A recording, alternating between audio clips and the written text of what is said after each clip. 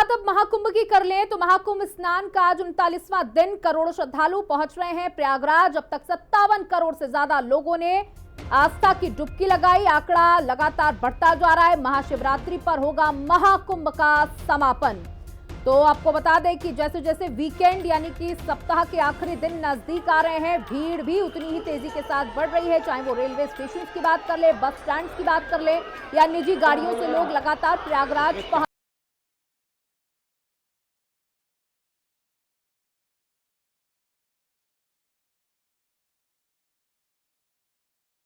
महाकुंभ में अनुमान लगाया गया था कि 40 करोड़ लोग आएंगे, लेकिन 40 करोड़ का आंकड़ा कब पार हो गया ये किसी को पता भी नहीं चला।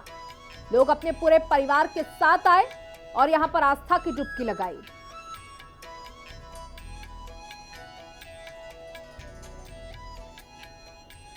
तो देखिए, हिंदी खबर लगातार आपको महाकुंभ की महा कवरेज दिखाता आ रहा है। संगम नगरी प्रयागराज में जब हमने तिकुनिया चौराहे का जायजा लिया तो वहां भी श्रद्धालुओं की भारी भीड़ देखने को मिली। ये तिकुनिया चौराहा मिर्जापुर, रीवा रोड, अयोध्या, लखनऊ, प्रतापगढ़ और वाराणसी मार्ग को जोड़ता है। प्रयागराज संगम जाने के लिए श्रद्धालुओं को लाल मार्ग से वापस आने का मार्ग बनाया गया है, तो वहीं दूसरी तरफ काली सड़क से श्रद्धालुओं को संगम में प्रवेश करने का मार्ग भी बनाया गया है।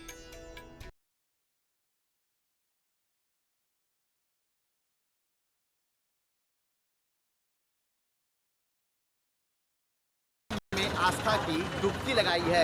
हालांकि अगर हम सरकारी आंकड़ों की बात करें तो आज सरकारी आंकड़ा 57 करोड़ के ऊपर पहुंच चुका है।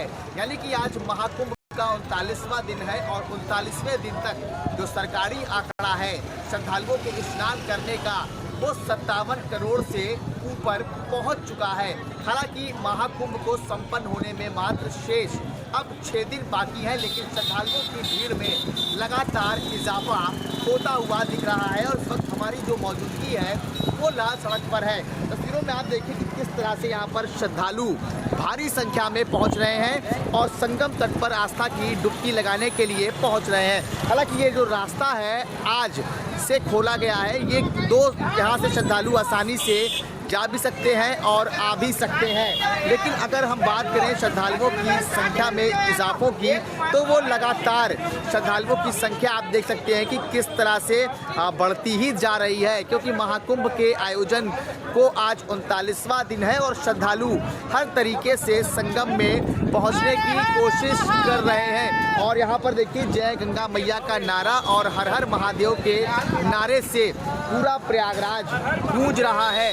तो कुल मिलाकर अगर हम आज सरकारी आंकड़ों की बात करें तो सरकारी आंकड़े अब तक 57 करोड़ से ज़्यादा श्रद्धालुओं ने संगम तट पर स्नान किया है। और तस्वीरों में आप देखिए कि किस तरह से लगातार श्रद्धालु लाल सड़क से सीधे संगम में प्रवेश कर रहे हैं। तस्वीरों में हम आपको दिखा रहे हैं कि देखिए श्रद्धालु भारी संख्या में यहाँ पर पहुँच रहे हैं और देखिए किस तरह से यहाँ पर जो पुलिस के जवान हैं वो लगातार श्रद्धालुओं को गाइड भी कर रहे हैं कि आप इस मार्ग से संगम जाइए, क्योंकि ये मार्ग को आज ही खोला गया है। तो आप देख सकते हैं कि अभी भी यहाँ पर आपको बैरिकेटिंग्स लगातार दिखाई पड़ेंगी, क्योंकि देखिए उधर बैरिकेटिंग्स की तरफ की अगर हम बात करें तो देखिए पीछे की ओर हम बैरिकेटिंग्स जो आपको दिखा रहे हैं वो श्रद्धालुओं से पूरी खचाखच भरी हुई है और इसीलिए इस बैरिकेटिंग को लगाया गया है ताकि श्रद्धालु इस पार बिल्कुल भी ना आ पाए, क्योंकि ये जो रास्ता है वो सिर्फ यहाँ से जाने का रास्ता बनाया गया है। तो देखिए कि पीछे की ओर जो बैरिकेटिंग्स आप देख रहे हैं वहाँ पर भी श्रद्धालुओं की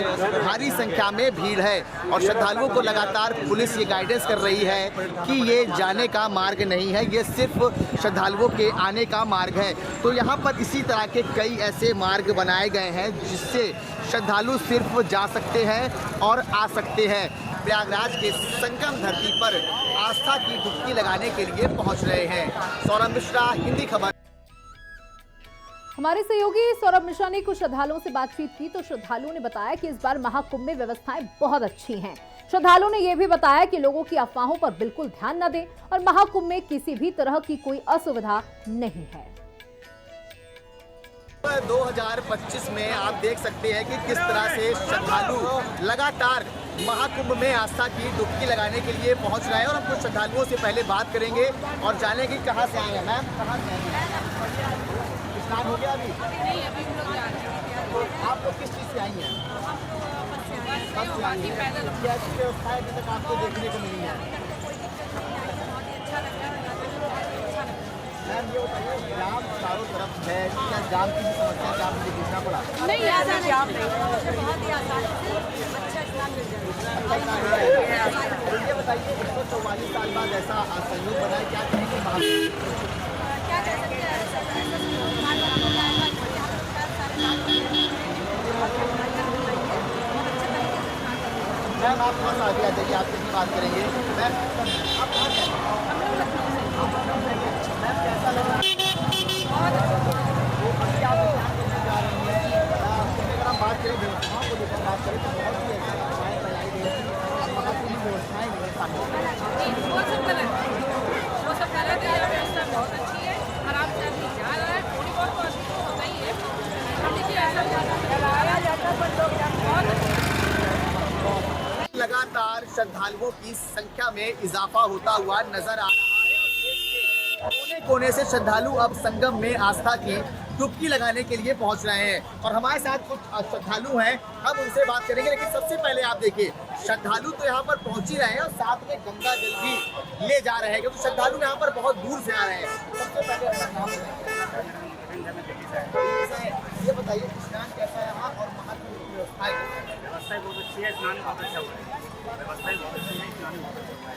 तो ये बताइए घाटों की साफ सफाई कैसी है, पुलिस प्रशासन का रवैया कैसा है? पुलिस प्रशासन का रवैया सही है, लेकिन घाटों पर थोड़ा पब्लिक की वजह से प्यार किया जाता है। प्यार से बताइए आप ट्रेन से आए, राइट ट्रेन नहीं करवाया जिससे हम आए भाई साहब थोड़ा सा इधर आ जाइए। आप कहाँ से आए हैं? मैं दिल्ली से आया हूँ, मनोज कुमार दिल्ली से आया हूँ और काफ़ी अच्छा है यहाँ पर, जो भी व्यवस्था की है योगी जी ने बहुत ही बढ़िया की है। ये बताइए कि महाकुंभ का जो आज संयोग है वो 144 साल बाद लग रहा है, महाकुंभ के लिए और क्या संदेश देना चाहिए? मैं यही संदेश देना चाहूँगा, ज़्यादा से ज़्यादा व्यवस्था बनाएं और ज़्यादा से ज़्यादा डुबकी लगाएं, क्योंकि किसी तरह का लास्ट होता है, तो जो भी है अपना व्यवस्था अपने हाथ में होनी चाहिए। सभी लोगों को यही आस्था है, अपने आप जुड़े हुए तो आगे भी आस्था बनाए रखें। आप भी भाई साहब आ जाइए, आपसे भी बात करेंगे। आप कहाँ से आए हैं? कि लोग अफवाहें फैला रहे हैं कि सरकारों को बहुत क्या भैया देखो चलना पड़ेगा, अगर आस्था की डुबकी लगानी है थोड़ा बहुत करना ही पड़ेगा।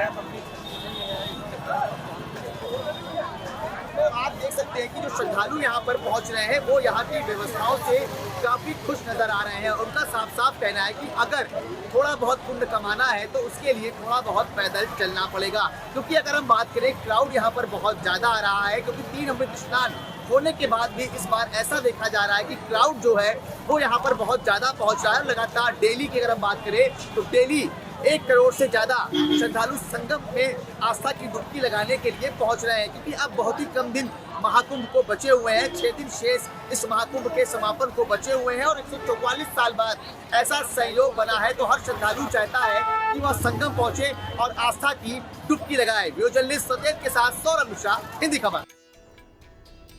और अब हमारे साथ हमारे सहयोगी सौरभ जुड़ चुके हैं। सौरभ देखिए, जैसा कि आपने भी जानकारी लगातार अपनी रिपोर्ट के माध्यम से दी कि श्रद्धालुओं का आने का सिलसिला लगातार जारी है और 39वां दिन है, उसके बाद भी आस्था का जन सैलाब प्रयागराज के अंदर देखने को मिल रहा है। अब कुछ ही दिन बचे हुए हैं, किस तरीके की तस्वीरें?